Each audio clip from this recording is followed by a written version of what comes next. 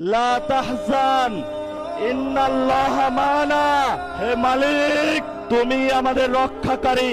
আরশের মালিক তোমার মালিকের বিচারে আমরা বিচার রেখে গেলাম। আমরা একমাত্র ভয় পাই কার কাছে? আল্লাহ ছাড়া আমরা কারো কাছে ভয় পাই না। হে মালিক, তুমি আমাদের রক্ষাকারী, তুমি আমাদের রিজিক দাতা।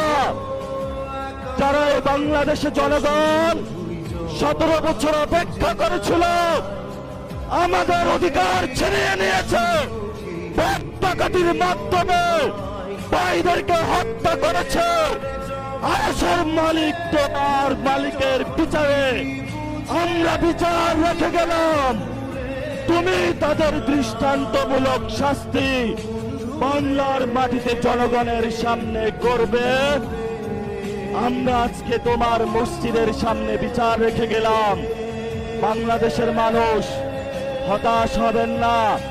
লা তাহজান ইন্নাল্লাহা মানা। আল্লাহ আমাদের সাথে আছেন, শক্তিমান, ভয় নাই। জয় করব আমরা, ইনশাআল্লাহ দ্বিগুণ হয়ে পার্লামেন্টে যাব। সবাইকে আসসালাম।